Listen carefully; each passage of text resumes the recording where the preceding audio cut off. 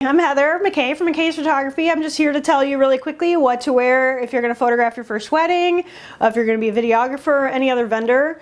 Especially photo and video, you're with these people all day long and you will be in the guests' photos. You're going to be in the background of some photos. So generally what my rule of thumb is, you wear black or gray or brown in a pinch, but you want to look classy, you want to look a little bit like a guest is a good idea, but not in a pretty dress. Like pretty dress, the problem with wearing like a cute green summer dress with pockets or something, you might find that yes, you look nice, but that green might not match the color of the wedding. And so like I've gone as a guest to a wedding and I had to just black and white all those photos because the photographer was walking through my shot and it was very distracting. So it's better if it's not about you, it's not about your clothes, get some like really plain clothes that look decent. I'm, not a twig, so it's a little harder for me. I always want to hide my arms and things like that. I'm a female, I'm vain. But this actual pullover thing is actually a like a swimsuit pullover thing. But it works. It's black, it's simple. And the other thing is you don't want to dress for the temperature outside because you're going to be carrying 20 pounds of gear and running and jumping and sweating all day. So you want something also that won't show your sweat. You want something that breathes. And then you want to have layers for all the different seasons. If you live, like I live in Rochester, New York, and sometimes there's winter weddings. Sometimes there's July is so hot. I need to have something like a skirt. So, you can just wear like any nice top. You can wear like, just find little things and wear a little camisole underneath it that's thin, something kind of pretty, but just simple. And then I have, a variety of like gray and black sweaters and, you can go kind of light gray to dark gray is fine. It's just you don't really want blue or green or something red. You'll really distract in other people's photos. But one thing I will tell you is like for my July weddings where it's just super hot, I sweat immediately in those weddings.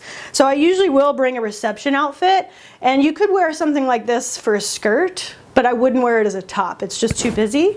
But as a skirt with a black top, it's super easy. So if I'm really, really warm, like July weddings again, I'll bring this and change at the reception so that I'm not so stinky. And I keep deodorant in my bag and like, things to freshen up my makeup and obviously ponytail or braid, put my hair in braids or something so that it's just off my face and I'm not a sweaty mess. But no matter who you are, you're going to be a little bit warm. So especially if you wear black in the summer. So that's where gray comes in. You could do browns, but I do brown more in the fall than I do, and normally I just wear like black or gray and I just get really breathable fabrics. If you're a guy, you don't really have to wear a full suit anymore, like 20, 30 years ago a wedding photographer would have. But you could wear like a really nice vest with a nice tie and roll up your sleeves, you still want to look good, but you could, be kind of in between, So it also depends on the wedding. If you're doing a church wedding with a country club reception, that's gonna be more black tie. You want to dress it up a little, like I actually have real pearls now. This is a fake pearl necklace, but I have real pearls that I'll wear to my really high-end weddings. And it's more just a way to like kind of fit in a little bit and look the part. But then if you're doing an outdoor backyard barbecue kind of a wedding, that's where a skirt will totally be fine.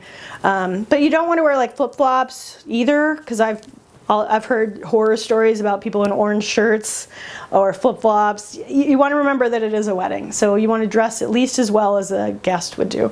For me personally, and again for you females out there, even though these are not like the sexiest shoes on the planet, these clogs, I love them. They're Danskos. Nurses wear them and teachers. But one of the things I like about them is that because they have kind of a rubber sole, they're really quiet in a church. And also I can just kick them off really quickly and stand on a chair, stand on a pew if I need to.